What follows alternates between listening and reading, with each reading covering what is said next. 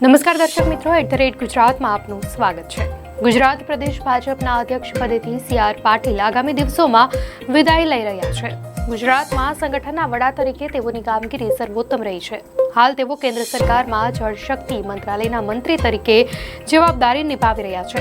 ત્યારે ભાજપના પ્રદેશ પ્રમુખ અને કેન્દ્રીય મંત્રી CR પાટીલે દિલ્હીમાં વડાપ્રધાન નરેન્દ્ર મોદી, ગૃહમંત્રી અમિત શાહ ઉપરાંત ગુજરાતના તમામ ધારાસભ્યો અને સાંસદોને મહાભોજ માટે નિમંત્રણ આપ્યું છે।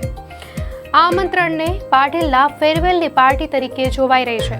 ગુજરાત પ્રદેશ ભાજપ અધ્યક્ષ તરીકે CR પાટીલની 3 વર્ષની મુદત ઘણા સમયથી પૂર્ણ થઈ ગઈ છે। લોકસભાની ચૂંટણીના કારણે તેઓને યથાવત રખાયા હતા। ગત મે માસમાં કેન્દ્રમાં નવી MDA સરકારનું ગઠબંધન થઈ ગયું છે, જેમાં નવસારીના સાંસદ અને પ્રદેશ ભાજપ અધ્યક્ષ CR પાટીલને જળશક્તિ મંત્રાલયના કેબિનેટ મંત્રી બનાવવામાં આવ્યા છે। હાલ તેઓ બેવડી જવાબદારી નિભાવી રહ્યા છે। પ્રદેશ ભાજપ અધ્યક્ષની જવાબદારીમાંથી મુક્ત કરવા તેઓ 2 થી 3 વાર ભાજપ હાઈકમાન્ડને વિનંતી કરી ચૂક્યા છે। કમુરતા ઉતરતાની સાથે જ અથવા ઉત્તરાયણ બાદ ગમે ત્યારે ભાજપ દ્વારા ગુજરાતના નવા સુકાનીના નામની જાહેરાત કરવામાં આવી શકે છે।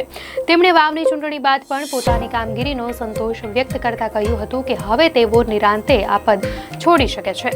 પાટીલના ઉત્તરાધિકારી તરીકે સૌરાષ્ટ્રમાં કોઈ ચહેરો આવે તેવી સંભાવના છે। OBC નેતાને પસંદ કરવામાં આવે તેવા સમીકરણોની પણ ચર્ચા છે। તો ભાજપ કોઈ જ્ઞાતિ સમુદાયને બદલે મજબૂત અને વજનદાર વ્યક્તિને આ પદ સોંપે તેવી સંભાવના છે।